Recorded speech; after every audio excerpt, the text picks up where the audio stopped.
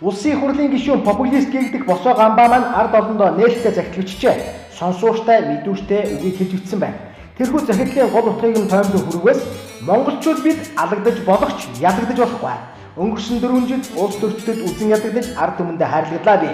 Ард түмнийхөө төлөө татаа тавьсан сум шиг нь байлаа би. Энэ утгаараа миний хэлсэн үг хийсэн үйлдэл байндаа тусч байсан болов. 44 их 80 төгрөгийн өртөө 250 сая доллар зээл салингаа тавих дээрээ тулсан 5 толгойг тамирдуулж оюутлогоо залгисан хуучин засгийн газарт бид ялагдаж болохгүй. Гуйдаг ухаасаар ажилгүй шахам засгийн газрыг бүрдүүлэгч манан бүлэндэд үйлчлэхгүй. Шуудхан хэлэхэд манан дарсноос өгсөн юм дээ. Би манан дарвал үдэл санаанаасаа урууж тэднэрт ялагдаж байгаа юм. Гэхдээ ялт ойрхон байна. Монголчууд авилагчдыг, улс орноо зарагчдыг, улс төр бизнесийн бүлэглэлийг ялахад тун ойрхон байна. Тийм учраас хүчээ нэгтгэн манан бүлэглэлийг дуусгах цаг ирсэн. Тийм учраас бид ялагдаж болохгүй гэжээ. Ийм л байна.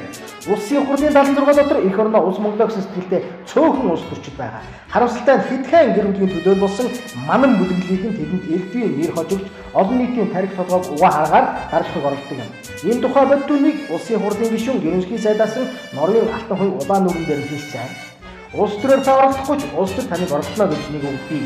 Хувь заяаныхаа эзэн нь болж хууль дүрмийн шударгаар үйлчлэгдэх хөгжиж дэгдсэн хүчрхэг нэгдмэл тийм их оронд амьдрах ёстой ард түмэн шүү. Та бид цааш нэмэлгүй зүгээр л сануулсан юм.